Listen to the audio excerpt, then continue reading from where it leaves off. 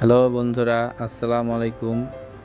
আজকে আমি চলে আসলাম আপনাদের মাঝে নতুন একটি ভিডিও নিয়ে। চট্টগ্রামের সৌন্দর্যের এক অপরূপ আকর্ষণ হচ্ছে পতেঙ্গা সমুদ্র সৈকত। নীল আকাশ আর বিশাল সমুদ্রের মিলনে যে অপরূপ দৃশ্য তৈরি হয় তা চোখে না দেখলে বিশ্বাসই করা যায় না।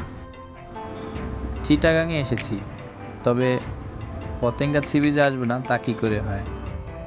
চিটাগাং থেকে পতেঙ্গা সি বিচের জিরো পয়েন্টে আসতে আমাদের 14 থেকে 16 কিলোমিটার পথ অতিক্রম করতে হয়েছে।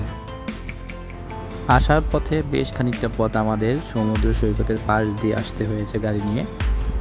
রাস্তার পাশে দুপাশে ছিল সারিবদ্ধ গাছ, সেই সাথে সমুদ্রের একটা অংশ এবং আকাশের মেঘ।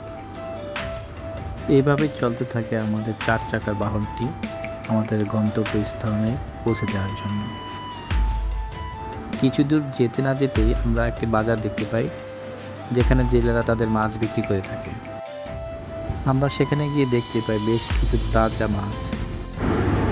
মাছগুলো আপনারা দেখতে পাচ্ছেন।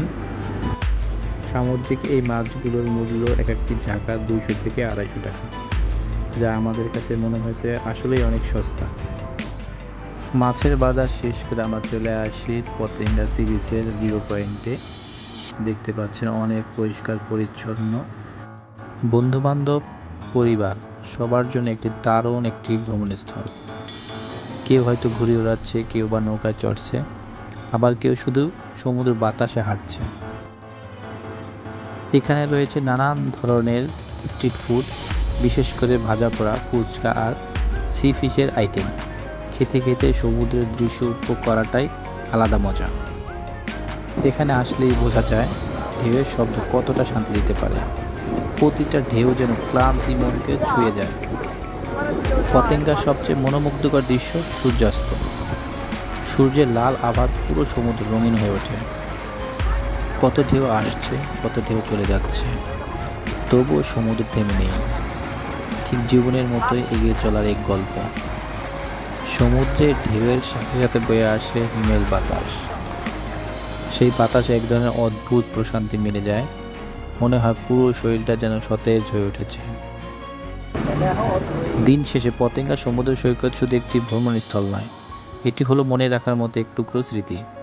যারা চট্টগ্রামে আসবেন তারা অবশ্যই পতেঙ্গায় সময় কাটিয়ে যাবেন। সমুদ্রের ঢেউ দেখতে দেখতে আজকে এখানে আপনাদের কাছ থেকে বিদায় নিচ্ছি। আবার দেখা হবে অন্য কোনো একটা ভিডিওতে, সুন্দর কোনো পরিবেশে। ততদিন পর্যন্ত সবাই ভালো থাকবেন। আল্লাহ হাফেজ। আসসালামু আলাইকুম। এত সময় ধরে ভিডিওটি দেখার জন্য আপনাকে অসংখ্য ধন্যবাদ।